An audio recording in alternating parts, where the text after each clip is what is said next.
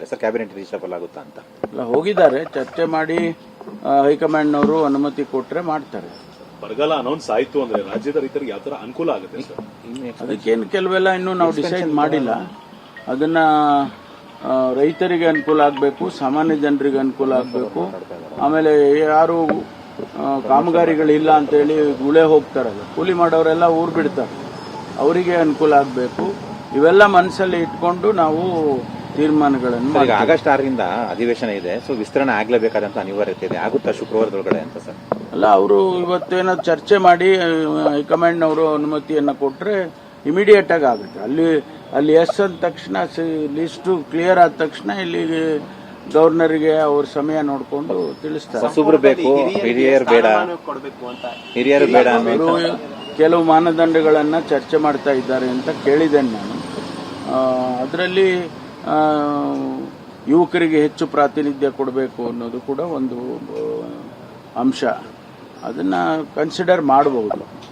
2028 ಈ plan of action ಇಟ್ಕೊಂಡೇ ಈಗ ಸಂಪುಟ ವಿಸ್ತರಣೆ ಮಾಡೋ ಲೆಕ್ಕಾಚಾರ ಏನೇನ್ ಮಾನದಂಡ ಉಪಯೋಗ ಮಾಡ್ತಾರೆ ಅದನ್ನ ನನಗೆ ಯಾವ ಮಾಹಿತಿ ಕೊಡೋ ಇಲ್ಲ. ನಮ್ಮನ್ನೇನು ಕರೆದಿಲ್ಲ ಅವರು ಏನ್ ಚರ್ಚೆ ಮಾಡ್ತಾರೆ ಅದು ಚರ್ಚೆ ಮಾಡಿ ಇವೆಲ್ಲ ಪ್ಯಾರಾಮೀಟರ್ಸ್ ಇಟ್ಕೊಂಡೇ ಮಾಡ್ತಾರೆ ಅಂತ ಅನ್ಸುತ್ತೆ. ಯಾಕಂದ್ರೆ ಹಿಂದೆ ನಾನು ಅಧ್ಯಕ್ಷನಾಗಿದ್ದಾಗ ನಾವು ಮಾಡುವಾಗಲೂ ಕೂಡ ಅದನ್ನೇ ಹೇಳೋರು, ನೀವು ಹೊಸ ನಾಯಕತ್ವವನ್ನು ಬೆಳೆಸಬೇಕು ಹಾಗೆ ಅಂತೇಳಿ ಒಂದು ಪ್ಯಾರಾಮೀಟರ್ ಇಟ್ಕೊಂಡಿದ್ರು.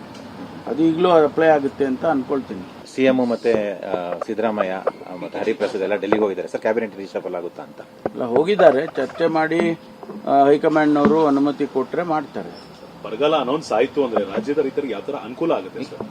ಅದಕ್ಕೇನು ಕೆಲವೆಲ್ಲ ಇನ್ನೂ ನಾವು ಡಿಸೈಡ್ ಮಾಡಿಲ್ಲ. ಅದನ್ನ ರೈತರಿಗೆ ಅನುಕೂಲ ಆಗಬೇಕು, ಸಾಮಾನ್ಯ ಜನರಿಗೆ ಅನುಕೂಲ ಆಗಬೇಕು. ಆಮೇಲೆ ಯಾರು ಕಾಮಗಾರಿಗಳಿಲ್ಲ ಅಂತೇಳಿ ಗುಳೆ ಹೋಗ್ತಾರಲ್ಲ, ಕೂಲಿ ಮಾಡೋರೆಲ್ಲ ಊರು ಬಿಡ್ತಾರೆ, ಅವರಿಗೆ ಅನುಕೂಲ ಆಗಬೇಕು.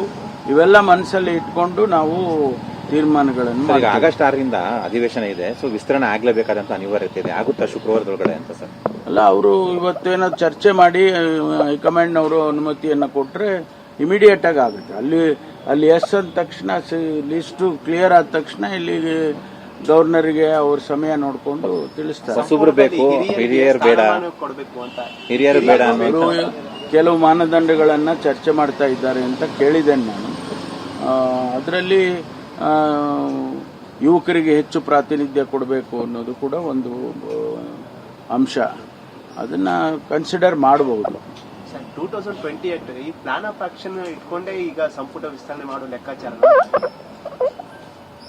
ಏನೇನ್ ಮಾನದಂಡ ಉಪಯೋಗ ಮಾಡ್ತಾರೆ ಅದನ್ನ ನನಗೆ ಯಾವ ಮಾಹಿತಿ ಕೊಡೋ ಇಲ್ಲ. ನಮ್ಮನ್ನೇನು ಕರೆದಿಲ್ಲ ಅವರು ಏನ್ ಚರ್ಚೆ ಮಾಡ್ತಾರೆ ಅದು ಚರ್ಚೆ ಮಾಡಿ ಇವೆಲ್ಲ ಪ್ಯಾರಾಮೀಟರ್ಸ್ ಇಟ್ಕೊಂಡೇ ಮಾಡ್ತಾರೆ ಅಂತ ಅನ್ಸುತ್ತೆ. ಯಾಕಂದ್ರೆ ಹಿಂದೆ ನಾನು ಅಧ್ಯಕ್ಷನಾಗಿದ್ದಾಗ ನಾವು ಮಾಡುವಾಗಲೂ ಕೂಡ ಅದನ್ನೇ ಹೇಳೋರು, ನೀವು ಹೊಸ ನಾಯಕತ್ವವನ್ನು ಬೆಳೆಸಬೇಕು ಹಾಗೆ ಅಂತೇಳಿ ಒಂದು ಪ್ಯಾರಾಮೀಟರ್ ಇಟ್ಕೊಂಡಿದ್ರು. ಅದು ಈಗಲೂ ಅಪ್ಲೈ ಆಗುತ್ತೆ.